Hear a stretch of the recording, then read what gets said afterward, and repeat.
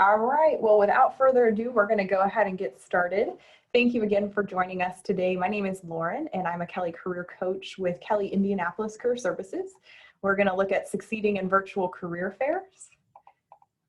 You have access, as always, to a chat box and also Q&A. Our career peers, Hannah and Luke, are going to be monitoring this chat during the time. So if you have any questions, please feel free to ask those. We're going to have time at the end to answer any questions we don't get to, and you're also going to have some time to hear from our recruiting partners who are joining us today about their advice to be successful in our new virtual career fairs. So there's a couple of fairs that are actually coming up. The one that we're going to be talking exclusively today is about Accounting and Finance Meet the Recruiter, happening on September 10th. But the system we're also going to be using here for Meet the Recruiter is available for you if you would like to access the system for the IUPUI Fall Career Fair. So feel free to utilize both. So while you're not going to be here physically making an in-person impression through these video or in person, you're still going to be making in-person interactions with people, but it's all going to be virtual, actually, just like this today. So employers are still making decisions based on your skills and whether or not you fit with their company. And that's why it's important to attend a fair, because regardless of how the format is, your personality is a key part of what helps you shine in this experience. Now, you're not going to be talking to every one of the employers. I think there's about 40 in total that have registered for the fair, but you're also going to come up with a plan to connect with the people who match with your career interests and that personality and those values that you hold. We're going to look at that a little bit later, how you go about making that decision. But right now, what we're going to look at is actually the virtual career fair system within Kelley Careers, so you understand how the logistics of everything works. So the two pieces of equipment you need is a laptop that has a webcam, and then headphones are also very helpful, especially if you need to tone out anybody or background noise that might be happening. So all of us are familiar with Kelley Careers. Luke is going to put the link to kelleycareersonline.com into the chat system. But when you log in, this is the home page. Nothing looks too different here. What you're going to do is actually select this little events tab, and it will allow you then to click career fairs. You do need to RSVP for the event, and that's how you gain access to see all of the employers.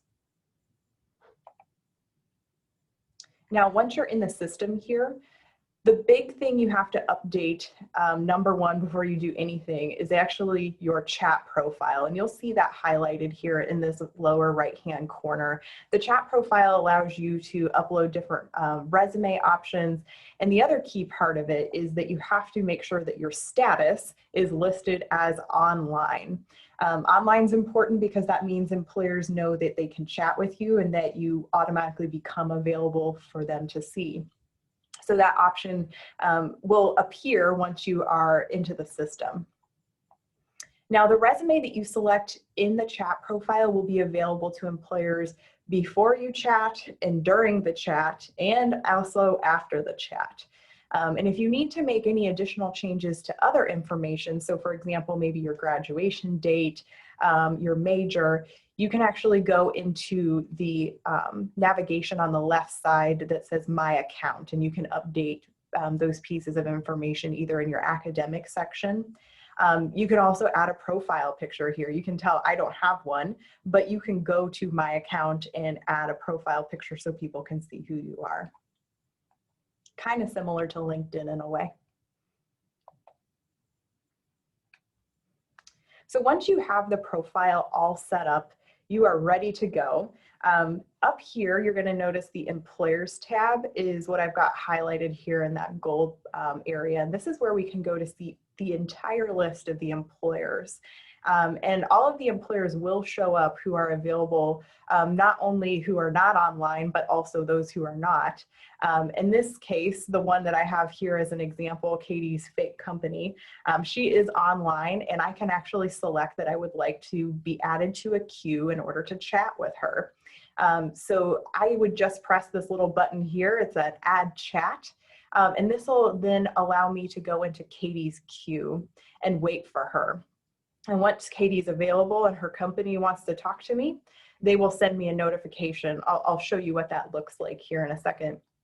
You can actually wait up into 3 different queues, and those will all live up here in this little bar, or this box up on the upper right corner. Now, some employers will also have an additional option in order to have a group chat. And group chats are exactly like individual chats, but these chats will actually include multiple people. So including the employer host, you might have additional students who are in here. And this might be them fielding very general questions about the company or the jobs that they have available here. But the process in order to actually join a chat, regardless of individual or group, looks exactly the same. And that's what we're going to check out next here. So as soon as Katie's company has said that they're ready to chat with me, you're going to get a sound notification that will you'll hear. And then the other piece that will happen is this dialog box pops up here, and you can see I have it highlighted up in gold. And this is where we want to make sure we click this join chat button. Pretty easy, right? Now from here, you get another dialog box that pops up, and this is the information in order to connect with the employer. So Katie's fake company has a link to her video chat instructions. So we would go ahead and click this link and join it. And in this case, the company is utilizing Zoom. Now, not all employers will be using Zoom, but they could potentially be using other softwares. So Luke's going to actually include a link in the chat that talks about some of the more common platforms you might see. So that could be GoToMeeting, we have WebEx, even Google Meet could be something an employer would use. But that link, whatever it is, will always appear first. Now, if you can't connect to the employer via the link that they've sent, you can also call the phone number that they have listed here in the event that the connection is not working. So there is that backup. You will notice that there's a timer up in the right-hand corner, and this is a timer that the employer set. So they might say, I want to talk to people for about 10 minutes. Some of them may be longer or shorter, but this could be extended by the employer if they decide they would like to have more time to spend with you. Now, once you're in the chat, there's absolutely no reason to share your resume, because when we actually selected the resume in our profile, the employer already had access to it, and they looked at it before they told you that they wanted you to, before they wanted to interact with you. So that's already selected. You don't have to do that. The only other piece of advice I would say is for the video chat area. Most of these companies, while they might be using Zoom and you already have that downloaded onto your computer, others you may not, especially for some of these ones like Microsoft Teams if you don't have that downloaded onto your computer. All of these platforms have the browser version of their video conferencing system that you can utilize that doesn't require you to download anything. Make sure you just utilize that so you can get into the chat very quickly and you're not waiting on something to load onto your computer, because you will be eating into the time that you have available to talk with the organizations. Now, once we have the conversation has ended, you'll get a notice and say, hey, the representative has ended your chat and you're completely finished. So once you press close, the next piece that will pop up is actually your history of who you have talked with. So you'll see that when you chatted with the person and how long the chat lasted. And you can also add any notes that you want here too. And this is just for you. It won't be visible to anybody else, just in case you want to make some messages to yourself about how you interacted with the employer and maybe things that you wanted to remind yourself of later. Now, you only get access to this page after your chat has ended, so you won't see this appear until that has occurred. You can see the entire history of your video chats. So up here on the top navigation, we just came from employers, but now we're looking at all of the video chats, and you can see I've had a couple of those, and those are all listed in here with my notes if I've chosen to include that as well. You can continue to chat with employers between the hours of 2 and 5 on September 10th. And you can be in you can talk to as many as employers as you would like. Again, you just have the limit of being in 3 video chat lines or queues at a particular time. But after you finish those 3, you can continue to add more waiting in line, if you will. So this mimics very much what a career fair would look like if you actually participated in person, but you're just waiting in line on your at your house versus being in person. Now, last thing before we head off into some more career fair prep, there is some really helpful information. Luke is going to include this into the chat. This is a video on how to utilize the system that walks you through. It's about 2 minutes long. But in addition, we will be there to assist you if you have any questions the day of the career fair. So I will be online starting at 1 o'clock all the way until 5. And you can access our online chat system when you go to our website, which is kelleycareersonline.com. You just click chat with us and we'll be able to assist you. There's also going to be a dialog box that will pop up when you log into the system that will give you that same link as well. So before we jump into some more career fair prep, I want to make sure we have all of our questions answered. Oh, and thank you, Hannah. We also included some directions on how to access the virtual career fair. So you don't have to, you can have both the video and the written directions. All right, so let's talk a little bit about what the prep looks like for our career fair. When we're talking about what our space looks like, it's very important to make sure that things are clean, that we're accounting for the different kinds of distractions that could be happening in our background. So make sure that, you know, if we are doing a Zoom chat in our room, that we are making sure our beds are made, our piles of clothes aren't hanging out everywhere. Tidying up can really make a positive impression. It also doesn't have to be a black and white wall. You can see my office behind me and you can see things in it that kind of makes me unique, right? And studies show that people really relate better when they see you in your space because you are more authentic in that way. So you don't have to completely clear everything out. Make sure that you're telling your roommates and your parents or whoever is around that you're in a meeting with recruiters and you need quiet time, but also realize that we live in a time where distractions happen and they happen frequently. So make sure that you let people know that things are happening. You might have you might have animals or family in your space. Make sure that that is something that employers know about. So I want to give you an example here. Luke did a really nice job of this. This is an example of a background that probably wouldn't be a great way to make an impression. His bed's all messy. There's things that are on it. He's also got a hat on and he's not dressed very professionally. This is also kind of got some tricky lighting to it, right? And so we want to make sure that we're not utilizing that kind of a space. But what he has done in this example, and what I like about it that makes it good, is that he's actually used the Zoom background, right? It's very clean, but even if he didn't use this background, he could clean up that bed and make everything look really nice and even change his lighting to make things look a little cleaner.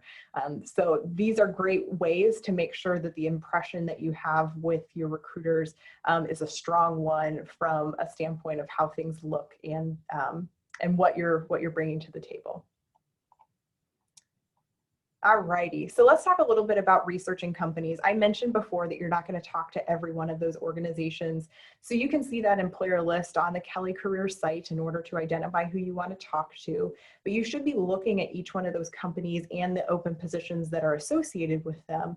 So that way you are on the same page as to what they offer, and you're not walking up to someone's booth and saying, what do you guys do? What kind of positions are you offering? You should know that ahead of time. You can add all of these organizations to your favorites list. So here I'm in the career fair system and you can see that right now where I've got a couple of organizations that are my favorites, they're starred, and I can go back to them and I can do more additional research on them. And research happens in a lot of capacities, right? So we're going to be looking on LinkedIn. We want to know what the company's saying about themselves on their website, how they're portraying themselves on social media. You can even set things like Google alerts. These are one of my favorite things because when they might have information that's happening about them, whether it's written by the company themselves or it's written by a third party about the organization, you can read those different things. The researching of companies can be helpful because it'll help you develop what some of these questions are. I always like to think about the questions that I want to make sure I know before I go to a fair. So what does the company do? What is their mission? How are they trying to deliver services or goods to people? Does some of that mission and their values align with my own? If they've been in the news recently, what is it about? Sometimes companies love to throw that out there and say, hey, did you see this? What had happened with our organization? And then of course you can check out their careers and employments page because oftentimes there's a lot more deeper information like videos, and they might have additional reading materials about the company and who they are and what they want you to know about them. Lots of great talking points that can come from that. And this is where we can then take that information and create questions based off of our research. And so there's lots of good questions that you can ask, and some of my favorites are asking about projects that maybe interns have worked on if you're searching for that first opportunity, what typical days look like for these positions, and it could even be onboarding processes that you might be curious about. In the chat box, Hannah is actually going to share an article about the best questions that you can ask during career fairs. My ultimate favorite is the last one, which is what is the hiring process or timeline? So you can understand what their process looks like, even if it's a very, we're going to look here in about a month to be able to conduct interviews. And then after that, we'll be able to then give you an idea if you've been hired or not. The timeline helps you as much as it gives the organization kind of some things they have to follow with their own deadlines.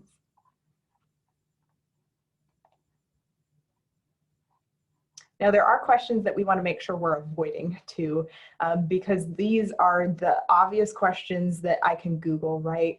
What are you doing? What does the company do? What are you hiring for? Things that are very too forward. So as an example, when can I start?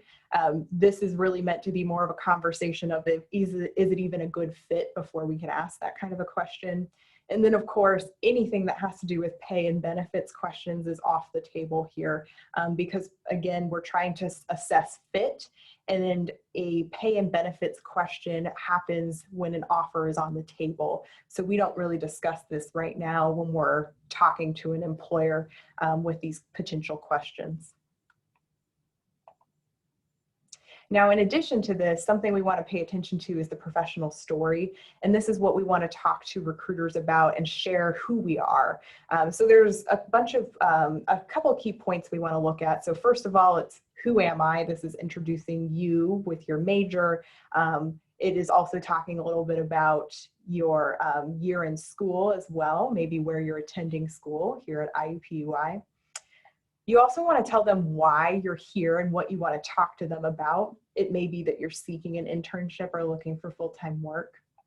You want to share what is exciting about the company and in many cases, the position itself, what is exciting. And then you're going to share the experience you bring and the questions that you might have about the job or the company, which is great because we just prepared all of that just a little bit ago. So Hannah is actually going to share a professional story resource guide, so that way you have all of these questions to begin brainstorming. It's got a little box in there for you to start filling this out so you have your talking points. But what we're going to look at a little bit next is some advice from Luke and Hannah themselves, who have done this before. But the idea is that our interactions can be short at times. Sometimes they're only 2 to 4 minutes. Other times they might be longer, just depending upon the number of people that are waiting to speak to the employer. So we want to be as efficient and concise as possible when we're talking to employers. So I'm going to have Luke come here on the chat here and share his video and also his audio. But Luke, how did you start the conversation with a recruiter? I know you've attended, gosh, this will probably be your second career fair. What did that look like when you started the conversation?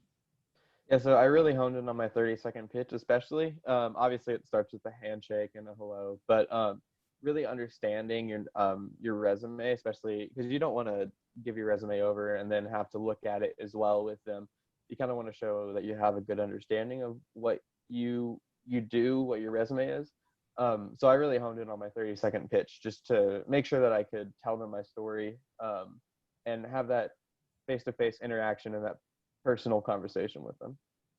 Absolutely. Thank you. Hey, Hannah, I'm going to bring you on the call now. How did you demonstrate your research to the company? We've talked a little bit about the importance of it, but how did you actually utilize it? Yeah, so hello everyone. There's been kind of two ways that I've been able to demonstrate the research that I did beforehand.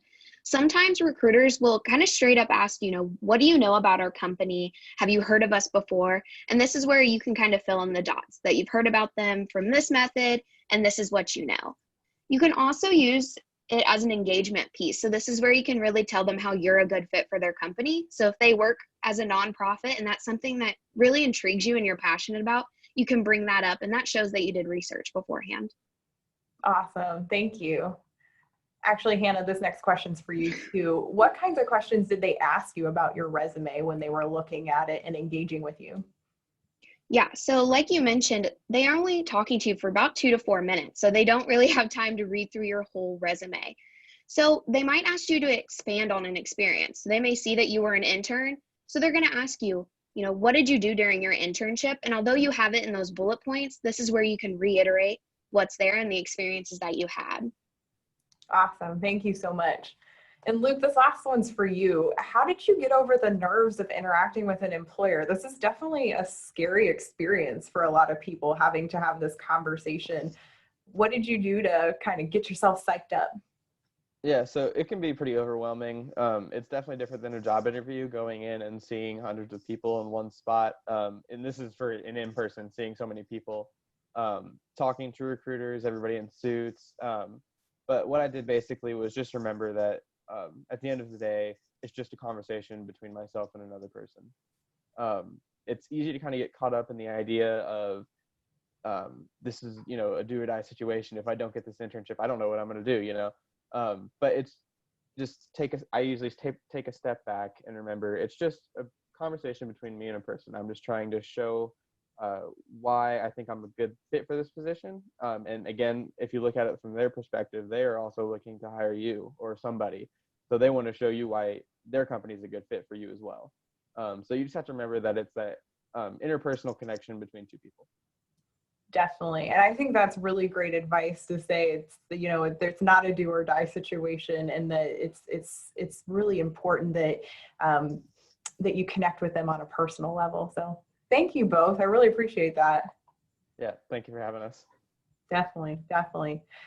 So on that note, just to reiterate a few things that they had talked about, it's all about on a video conference session is the physical presence. So not only how you sit in the chair, so that way you're sitting tall and you're making eye contact with the recruiters, but also the way that you might, that it might make you look nervous, especially if we're darting around really quickly, or if we're making facial expressions that make us look nervous. A study did find that people who make eye contact really only 30 to 60% of the time when they're talking with people. And so when we want to, increase that, the stronger eye contact between 60 and 70% of the time is really important for us to do. Hannah's going to share one of my favorite articles about how making eye contact at work makes you appear more confident, but this also works when you're talking with recruiters. It's the exact same impression here. Now, in addition to this, we also have to think about what we're saying. It's not just how we look. we want to make sure that the words coming out of our mouth are making us as professional as possible. So I call some of these things, like for example, the first one, non-words, where you're using things like filler language, you know, like, those sorts of examples. So think before you speak, and be sure to take pauses when you need, because oftentimes we forget to breathe and therefore we lose our train of thought. Many of us might try and fill the space with too much conversation when, taking a pause is okay. Uptalk is another really interesting one that makes it look like you're asking a question as opposed to making a definitive statement. So you might say, I had an internship at this place, and that makes you feel less confident versus saying, I had an internship at Cummins, and that makes it very a strong statement. Tempo is everything. So speed talking can be a bad thing because it's hard for someone to follow. So if you're rushing too much, you want to make sure you're really listening to the question or the conversation happening, and then just count 2 beats in your head and say, now I can respond because I've thought about it. And you do the same really at the end of a statement too. Take a pause. Extroverts, this is for you. Don't be afraid of silence. It's not the enemy. Other things to be careful of are weak speak. So this is where you might say, hopefully I did a good job, or kind of, that's what it looked like, or sort of. That doesn't show confidence. So using power phrases like, I'm really confident that my experience will showcase this, or my track record shows, those kind of statements actually provide confidence. And on your end, you're going to feel way more confident too in what you're sharing with people. So what do I wear? Especially because it's a virtual career fair. How does this all work? Well, first of all, yes, pants are a good idea, and yes, suits are required to this. You want to make sure you're making a good impression when you're talking with an employer. So the traditional dark blue, gray, or black suit is the way to go. The more conservative you are dressing, the better you are off too, especially with some of our more traditional accounting firms, right? When you're talking about dressing the part, you do need to make sure you're wearing a full outfit. Of course, this is to your own discretion, but in case you need to get up, you do make sure you have your full outfit on. Personally, for me, it's all about getting in the interview mindset. If I'm dressing in head to toe in my best professional dress, I am in the mindset that I am going out to get this position. I'm going to be making a good impression. And then I'm not stressing on the back end about what my appearance is looking like. In a lot of cases, we might not feel very confident in what we're wearing. So it does make a good impression. Hannah is sharing another one of my favorite articles. It's called Pants or No Pants. 3 tips for nailing a virtual job interview. Definitely check this out. Those tips apply to a career fair. And like I said, tip is make sure that you are wearing pants. So let's talk about what happens when we're following up after the fair, and how that process works. Because that's one of the more challenging parts, is now we've done this whole thing and what happens afterwards.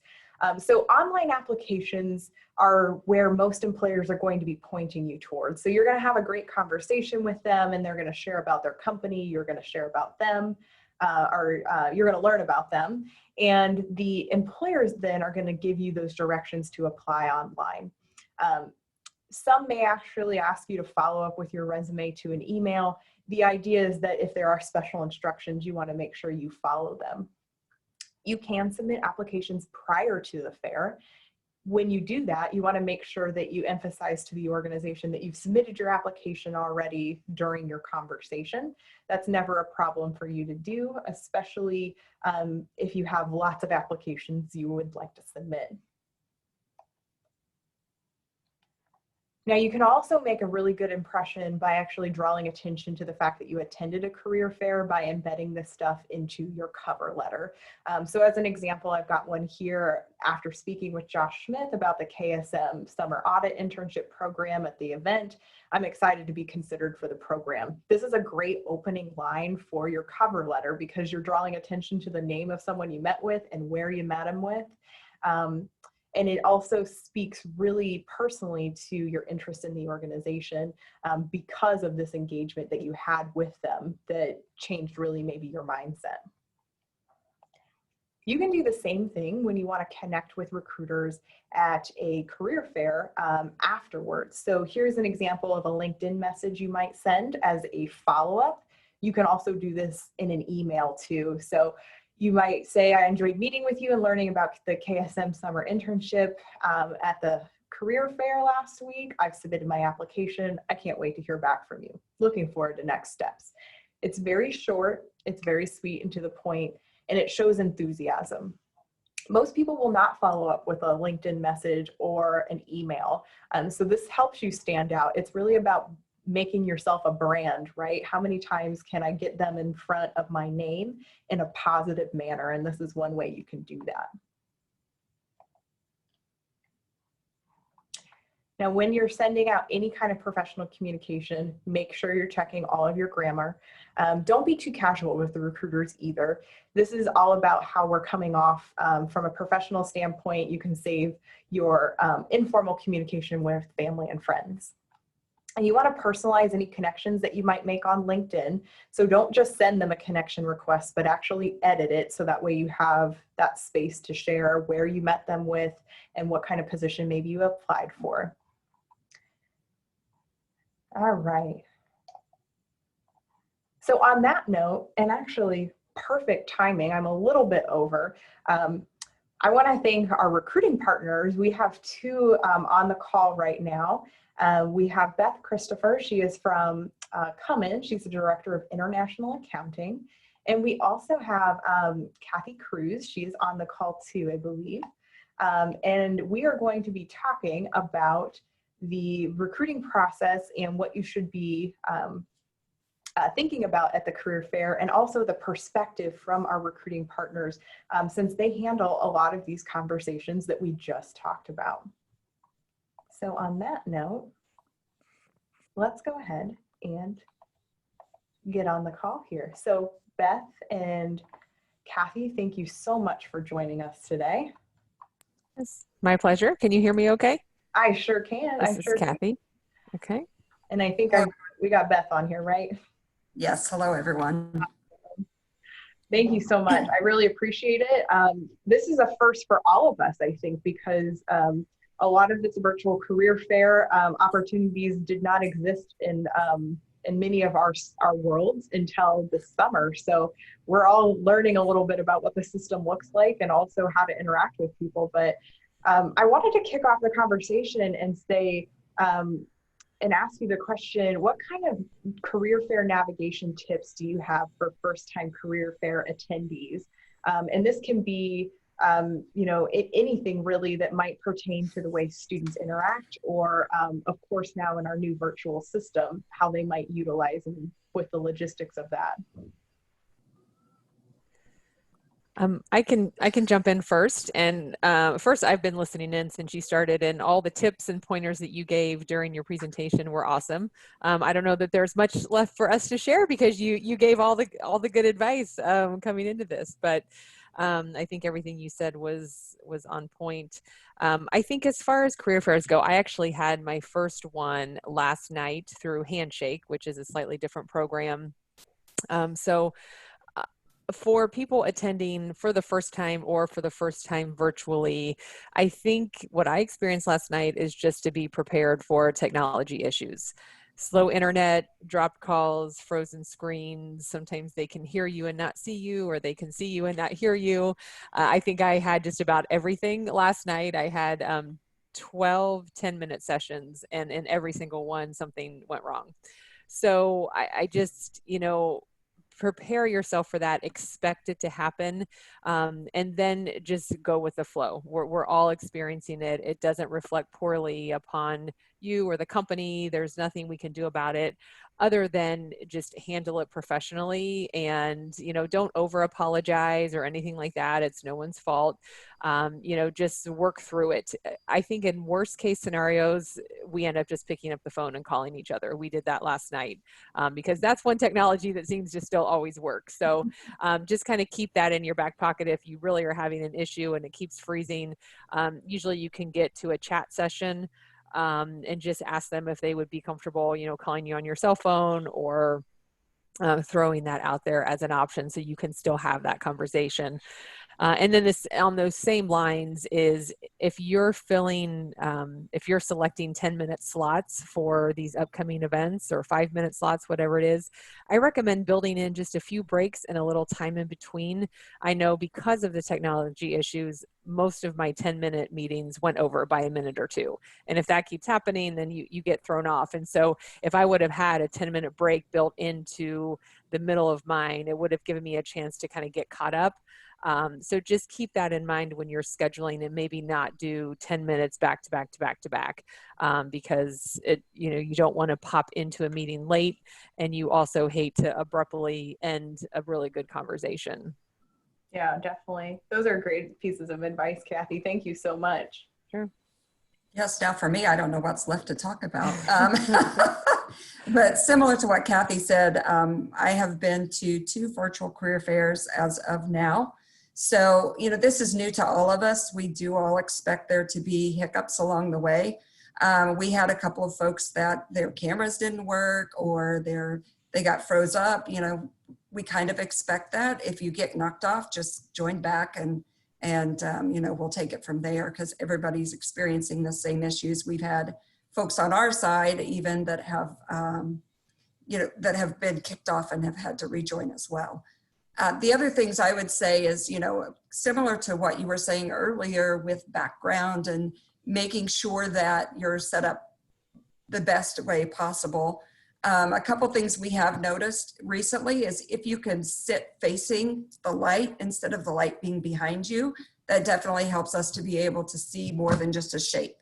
The other thing to be aware of, and we just noticed this the other day, if you have a ceiling fan in your room and you have the light on behind it, you might want to be careful so that it's not in the camera because if someone has any issues with having any type of epilepsy or something like that, that flashing can cause an issue, for that person. So you might just be aware because you don't know who you're going to be speaking with. Yeah, that's great advice. I really appreciate all of this. And gosh, the technology piece of it is a huge component nowadays. Who would have thought? And it seems like everybody's using something different. Every school that we work with is using a different platform. And so we're learning all of them as we go as well. I'm sure you're seeing the same thing, Kathy. Yes. Yeah, a wide variety of options out there. Definitely. I want to jump a little bit and change the gear of the conversation. So when you're having a compelling conversation with a student, how does that research really ensure that a candidate stands out at a fair? Do you think it makes them more memorable or versus the students who maybe haven't researched? So in my experience, if someone has done research, it does help them to stand out because you feel like when they come to talk to you, they're coming to talk to you because they're genuinely interested in a position at your company. If somebody walks up and they've done no research, they really have no idea what you do.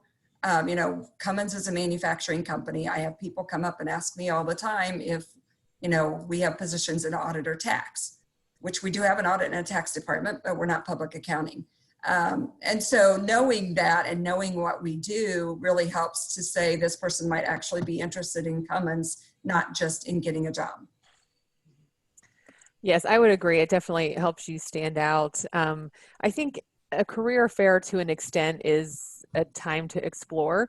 So if you haven't researched a company, but not in today's world, but if you were walking through and something about that booth just stood out to you, I would still connect with that company, and because it is okay to walk up without knowing what they do, because that is in part the purpose of a career fair. But if you have some that you have pre-selected that you're specifically interested in, absolutely knowing about the company will help you stand out. And I think not just about the company, but a specific job that you're interested in. Several of the students I talked to last night had not even read through any of the job descriptions that we had posted. And so I think that just helps, it helps you stand out, but it also really helps the flow of the conversation when you can be talking specifically about a role that you're interested in and asking questions related to that, not just general questions about the company. Yeah, I think that's great. Great advice. And I'm, thinking it runs great into my next question. What do you wish students knew about your company or the jobs that you have available? Yeah, like I said, I think reading through specific jobs and having one in mind that you're most interested in is very helpful. I think location helps a little bit. If you go online and you find out where your company has offices, I'll have a lot of people walk up and, well, now we're in Chicago, but before I merged with Baker Tilly, we weren't. And they'd say, I'm really interested in Chicago, and we did not have any offices in Chicago. So that kind of put a halt to that conversation, right away. So I think location is important too. If there's a place where you want to be and that company has offices there, that's a nice thing to know as well, because if they don't, you may want to consider not even talking with that organization if you're very set on being in a certain location. And I would add to that, Cummins is a manufacturing company. A lot of people don't really understand the types of roles that we have. So read in the descriptions to see what types of things. We don't expect you to know exactly what the job is, but it's nice to know that, for someone to walk up and know that we're not public accounting, as an example, or that we manufacture power products, and then having an idea of the types of roles we might have. As an accountant, we're going to be using more the managerial accounting skills than maybe some of the other companies. So it might give you an opportunity to really share an experience that you had from your cost accounting class, or something to that level that maybe would then connect you to the types of roles that we would have at Cummins. Yeah, definitely. And we've got a question here from our audience. Do recruiters appreciate if someone who has an upcoming internship or has done a past internship with the company just returns to your booth to say hello and to keep up relationships? I can honestly say yes. In live career fairs, if somebody walks by that has interned with us and does not stop, then you start thinking that person must not be interested in coming back.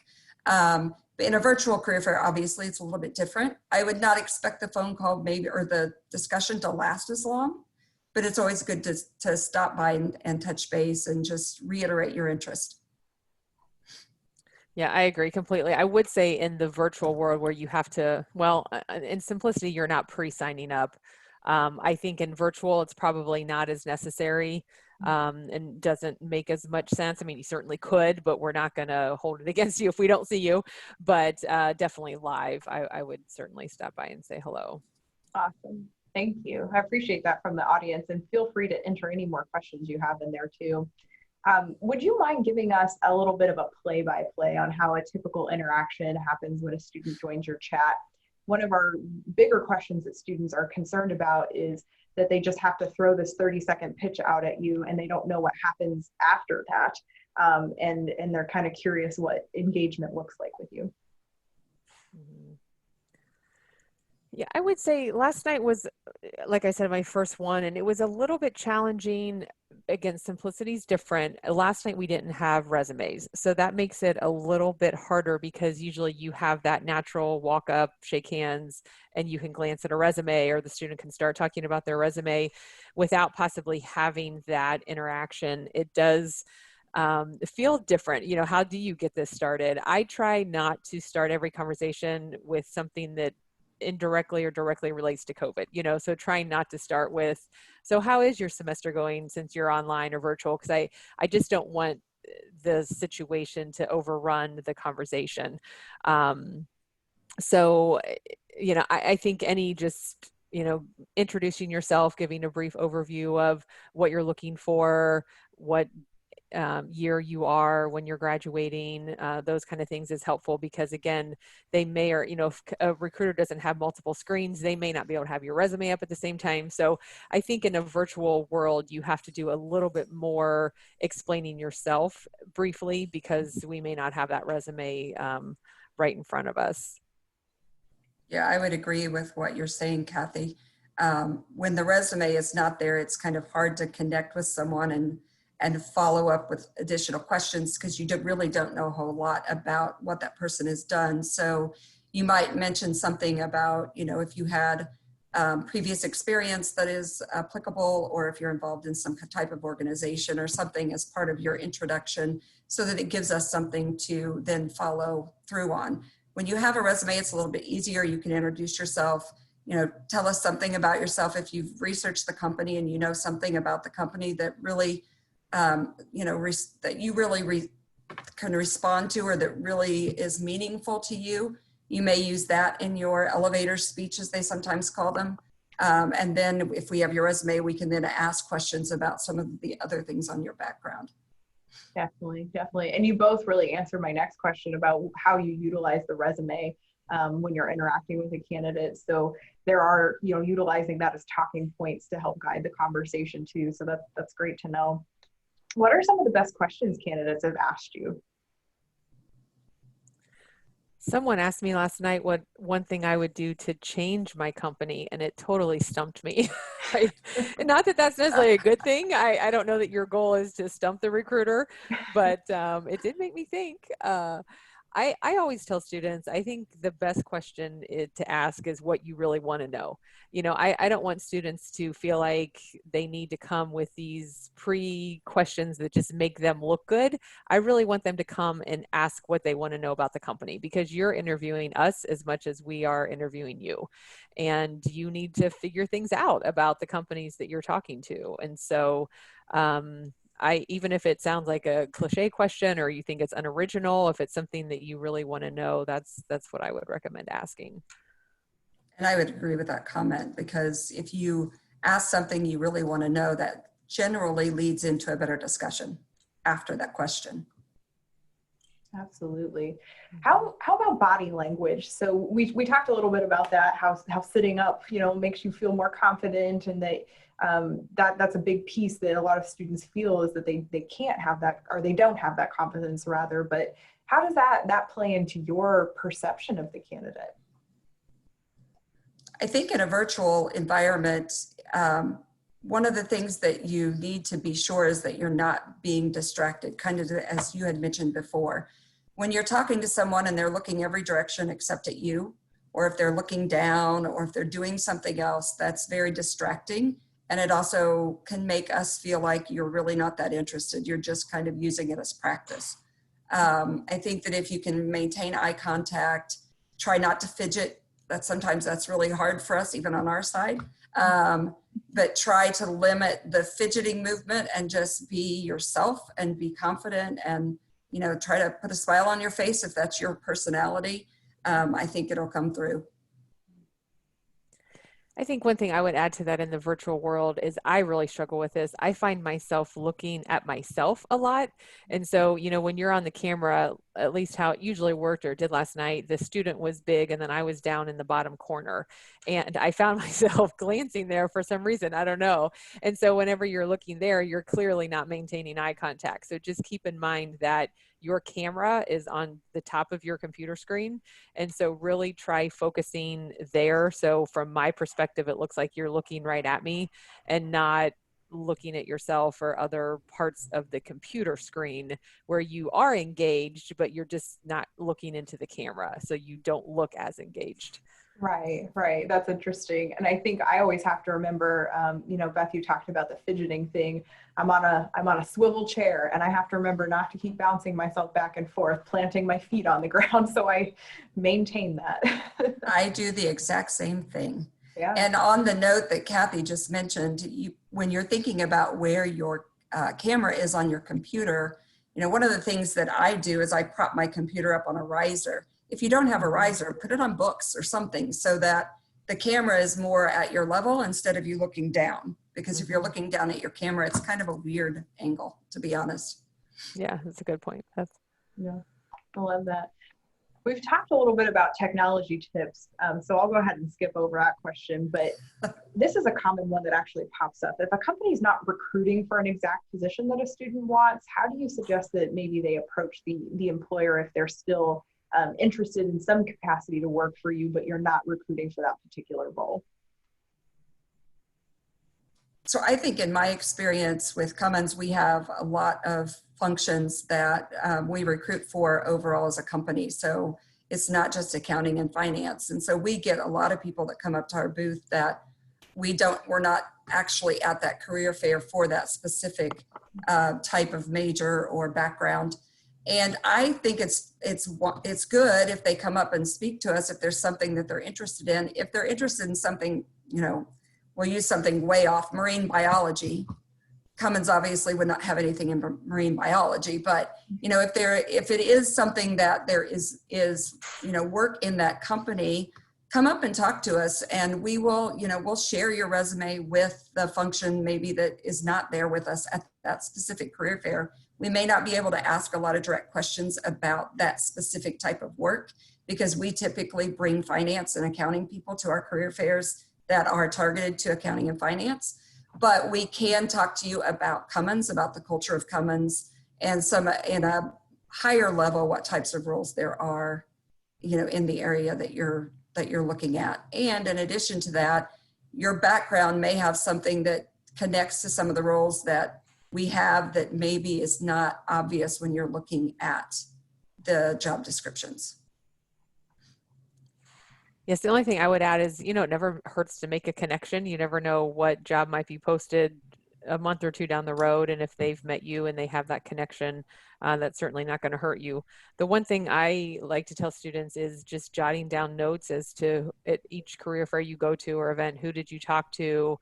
What was your discussion? Just keep a brief Excel spreadsheet so that if a job is posted, you could email the person and say, hey, we met at this and this career fair and you didn't have a job at the time, but I see this now. And I know from my perspective, if a person remembers meeting me or can reference the time that we met, I may not remember because I'm talking to, 30 students at an event and I go to 10 to 15 a year or a semester. But it always looks good from my perspective if a student is organized and has, made note of those types of interactions. So I would encourage you to jot down if you've had something that you're interested in, who did you talk to, when, at what event. Excellent. Thank you. Thank you. Just on this note, how do you prefer that people follow up with you? I offered a couple of suggestions to our students with emails and LinkedIn, but how about your perspective on this? I'm fine with either. LinkedIn, connecting on LinkedIn, I think shows interest.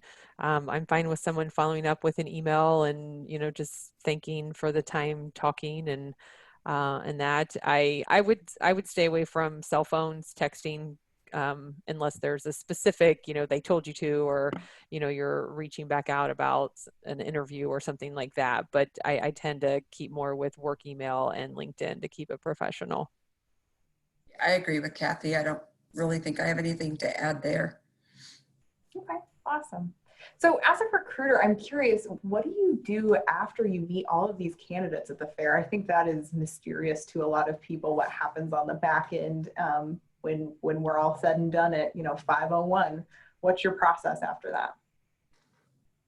So for Cummins, after the career fair, we during the career fair we'll be taking notes as well. So we will be taking, some type of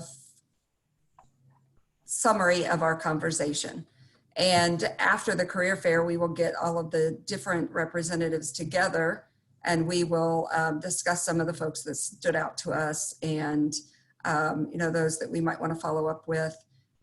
Whether it's reaching out to them via email as well, or trying to connect with them on LinkedIn to reiterate our interest in hoping that they will then, choose to sign up to interview with us.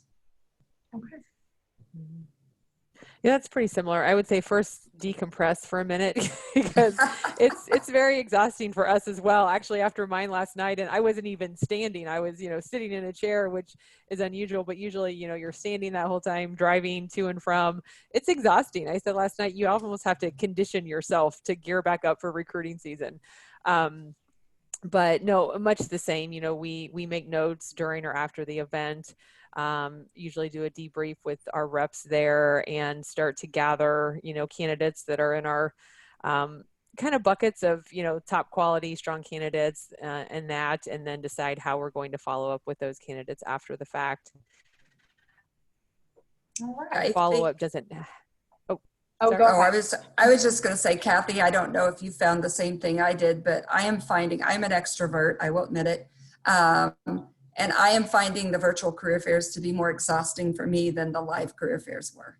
Yes, I agree. Especially in the ones where you don't know when or if a student's going to just randomly pop in. I've had both where they've been scheduled, so I know who's lined up, and then I've had a Zoom one where I sat there and I waited, and you can't see someone, approaching your booth, and so all of a sudden they just appear in your room, or you have to, you let them in your waiting room. But I would agree with that. It is not being able to see really what's going on around you does make it a little bit more exhausting.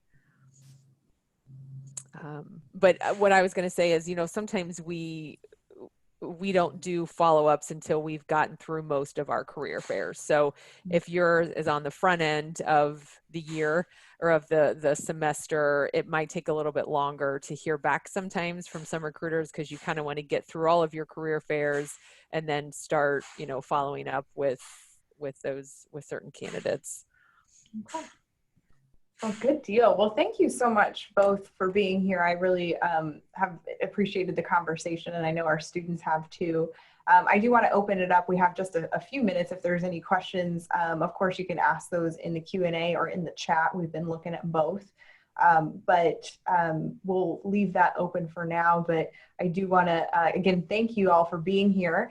This will be is being recorded right now, and I will be sending it out to our students so that way you can have all of the resources that come with it, especially at the beginning, which talks you through how to use the system itself.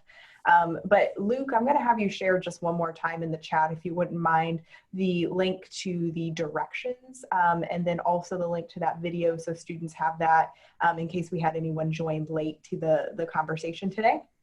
But on that note, if you don't have any questions, thank you for spending your time with us today. Happy Friday and enjoy your long weekend. Thanks, everyone. Thank you.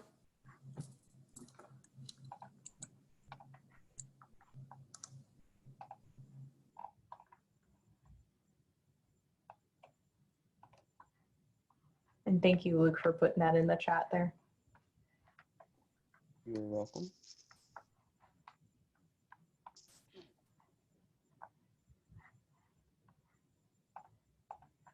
All right. Let's see here. I am going to go ahead and stop our